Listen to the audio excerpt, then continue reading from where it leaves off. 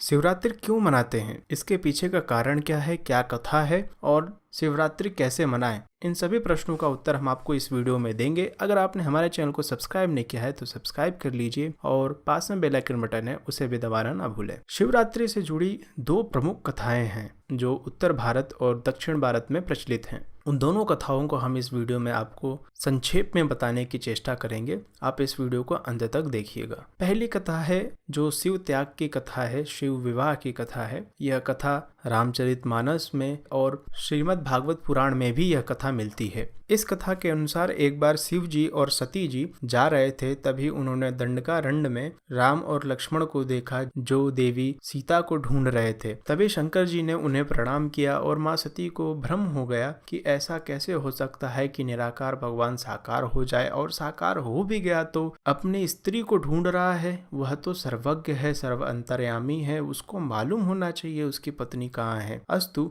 यह भ्रम हो जाता है। शंकर जी उन्हें समझाते हैं, सती जी नहीं मानती हैं तो शंकर जी कहते हैं जाओ परीक्षा ले लो। शंकर जी जब परीक्षा लेने को कहते हैं तो माँ सती सीता जी का भेष धारण करके जाकर बैठ जाती हैं। तभी राम जी उन्हें तुरंत पहचान लेते और कहते हैं कि माता जी पिताजी किधर हैं। ऐसा देख माँ सती को और भ्रम हो जाता है कि क्या बात है। तो जब सती वापस आती हैं शिव के पास तो वह झूठ बोल देती हैं कि मैंने राम की परीक्षा नहीं ली है, लेकिन शिव जी अंतर्यामी इसलिए वो जान गए कि यह मेरी माता सीता का भेष धारण करके गई थी परीक्षा लेने के लिए। अतएव उन्होंने सोचा कि इन्होंने मेरी माँ का स्वरूप धारण किया है, अतएव इस जन्म में तो इनके साथ अब पति पत्नी का रिश्ता नहीं रह सकता। इसलिए उन्होंने अपने मन ही मन में सती को त्याग दिया था। बाद में सती जी को यह शंका हो ही गई थी कि शिव जी ने मुझे मन ही मन त्याग दिया था। एक दिन जब दक्ष जो सती के पिता थे वह यज्ञ करवा रहे थे, लेकिन शिव जी को नहीं बुलाया था। सती जी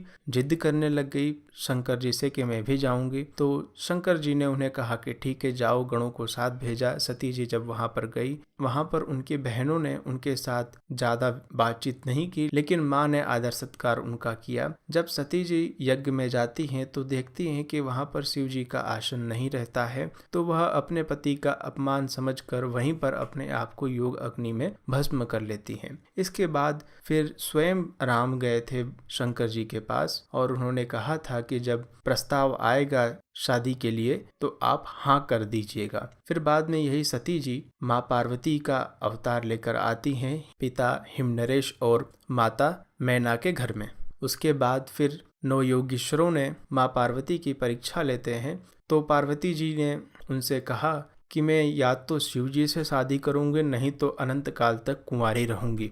ऐसा जवाब मिलकर शिव जी का विवाह तय हुआ और जिस दिन शिव जी का विवाह हुआ वह महाशिवरात्रि के पर्व में मनाई जाती है। अब जो दक्षिण भारत में जो कथा ज्यादा प्रचलित है वह कथा ऐसी है कि हर एक ब्रह्मांड में एक ब्रह्मा, एक विष्णु, एक शंकर होते हैं। तो अनंत ब्रह्मांड है, तो अनंत ब्रह्मांड में अनंत ब्रह्मा, अनंत विष्णु, अनंत शंकर होते हैं। इन सभी अनंत ब्रह्मांडों के एक महाविष्णु और एक सदा शिव होते हैं। यह जो सदा शिव है यह सदा रहते हैं। तो जब महाप्रलय होता है जिसमें समस्त ब्रह्मांड भगवान में लीन होते हैं तो वह सदा शिव में जाकर लीन हो जाते हैं। सदा शिव हमेशा सदा रहते हैं, वो किसी में लीन नहीं होते। तो एक प्रसंग आता है जिसमें ब्रह्मा जी और विष्णु जी के बीच में चर्चा होती है कि हम में से बड़ा कौन है। तभी एक बहुत बड़ा खंभा प्रकट हो जाता है। तब ब्रह्मा जी ने कहा कि मैं इसका आदि देखता हूँ और विष्णु जी ने कहा ठीक है मैं इसका अंत देखने की कोशिश करता हूँ। तो दोनों जाते हैं लेकिन किसी को न आदि पता चलता है न अंत पता चलता है।